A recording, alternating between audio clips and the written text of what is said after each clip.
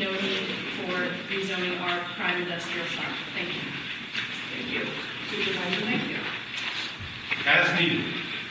And I'm taking this on an evaluation basically where we're at now with this model. And I'm taking it on the point that as we need something now. We have to have changes we go through life. Changes required in zoning, but it's smart planning and zoning, environmentally as well. Currently, we need to make some changes. We need to have jobs and an economy and a base to be able to come back in and be able to support our whole system, all the way through from health, sheriff's department, fire, police, and so forth. We need to be able to make those changes. On an as-needed basis, we need to do that, and I think that's called good planning. Let's be clear, despite the hypothetical wording of the question, we're talking about the conversion of Masonite from industrial to retail. We're talking about the conversion of Lover's Lane from agriculture to housing. These major out-of-scale developments are not needed. There is an abundance of land currently zoned appropriately to accommodate the developments that are proposed for those areas. What really needs to, well, that'll go to the next question, but the city and county need to start cooperating on regional planning instead of being in competition with each other. That'll be the real solution. But currently, these large out-of-scale developments are not needed.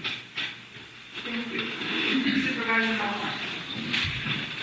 It's very interesting to me that 25 years ago, the then mayor, Ted Flybush, had a town hall meeting to discuss the new high-paying, clean industry that was going to come to the Redwood Industrial Park. Because it was next to the freeway, because it was next to the airport, because it was next to the railroad tracks. 25 years later, that industrial park is a shopping center. It has Walmart, it has Food Max, it has Friedman Brothers, and the Ukiah City Council has rezoned that land from industrial to retail development. I find it very disingenuous that after 25 years they weren't able to bring any industry into this town, that they're going to now tell the Board of Supervisors and the county not to rezone the Masonite site from industrial to mixed use so we can bring some jobs into this valley, some much needed jobs. Thank you. Thank you. Supervisor Dean. The reason I oppose this is because I'm sure everyone notices when a large parcel, ag land, range land, industrial land gets rezoned, it's never going back to ag land or anything else other than commercial high density. As far as rezoning, there's already a permitting process with a general plan amendment and a rezone application that can be dealt with on a case-by-case basis. So I think the language on this, as needed, we already have something in place. I don't think we need to add another layer to this. Thank you. Supervisor Smith. Thank you. I believe that we really are asking the wrong question here, so I want to back up this way. My perspective on this is that prospective development, and not just in the case of the Masonite site, but anywhere, prospective development should not drive land use planning. So I think that we're veering off course. We really need to be looking at that issue. And if you talk to professional planners and you do appropriate land use planning, you won't end up in this scenario very often. Luckily, we have a different land use planning process going on with the mill site, which is also a reuse project on the coast. There are certainly some rubs to it, but it's not the same issue. So again, prospective development should not drive our decision-making with land use. Agricultural land in particular, that once it's gone, it's not replaceable, so we have to proceed very, very cautiously with undoing agricultural zoning. And I agree with Supervisor McCallum. In the regional planning process of the city and the county, absolutely, we need to work carefully on that with respect to the general plan and we have to do that. Thank you. Supervisor Carey. Yes, it's really a very, very hard decision on the part. Tell us how you voted. Oh, I'm sorry. Yes, Ms. Kendall. Kendall Smith. Okay, Carey. Okay, thank you. And it is a tough decision because we need to grow our tax revenue base. However, I do not feel that we can give up sound planning principles in order to do that. We are looking at the Masonite site. That's what we're talking about.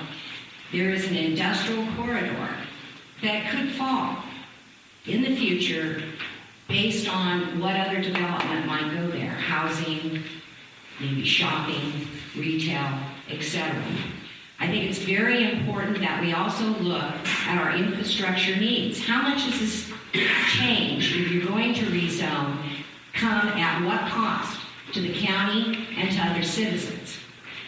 I believe that we need to wait for the EIR to come out because we do have limited sewer capacity.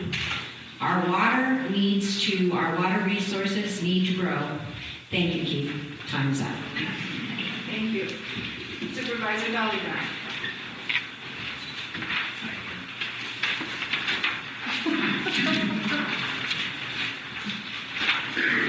Well, everyone has spoken before me that opposed, took a lot of my points. I think we should always preserve and protect our ag land. I mean, we have to think 30 years, 40 years out, and we cannot replace it. And I think this is a planning and a regional issue. We should know that the resources, the sewer and the water, we need to know that we can take care of what we have and the rezoning we have right now for the next 25 and 30 years before we would even think about any possible rezoning. We need to take care of what we have now and do it in a responsible manner. I think planning and your resources first is the most important thing. And I have seen many examples where a big regional mall came in and the downtown areas just became decimated. There's a lot of that. I saw the plan, but the plan they have is really good. But I think we need to have a resource assessment first before looking forward to any future zone. Thank you. Supervisor Delbar. Thank you. I voted yes, because as stated earlier, the question was as needed, that phrase, and that's key. Some up here are trying to put this in the context of two proposed developments. What the question was as needed. Now, as a community, we will grow. Our responsibility as leaders up here is to manage that growth. We can't shut the gates at the end of the north end and south end of 101 and say, sorry, you're out of luck if you come over here. We all have kids, we have families that want to move back. Land use planning is a very complex science. It's not something simple in a 5-minute mock exercise we can say yes or no to. Studies need to be done, and we have to assess what our needs are. We have to assess what those impacts are, and we have to decide how we're going to plan for those. What drives much of the decisions in land use in the state of California, is thanks to Sacramento, is the fiscalization of land use. And we need to get past that. That is not the right way to plan. As a lifelong agriculturalist, the preservation of our ag lands is very important to me, and I will continue to balance all the needs of the community when we're making planning decisions. Thank you. Supervisor Morrison. I was opposed to it as well. I think that it is unnecessary at this time. I think, again, like many of the other candidates that are opposed to it, this land is sacred, and it's something that it's a commodity you just can't make anymore, obviously. We need to make the most of it, not just 40 years, but all of our generations, and definitely into the future need to be concerned about this. I've been speaking with a lot of the people in the community, and they've been saying this for 20 or 30 years, that it would be great to have an industrial site for the reprocessing of a lot of the valuable hemp stalks and fibers that are typically being burned or composted. And that's a valuable renewable resource that you can't get just anywhere. We don't have to import it from China or anywhere else. We can produce a homegrown industry, and we don't have to bring in, per se, these jobs from somewhere else. We can create them here and show how other people can do it where they are.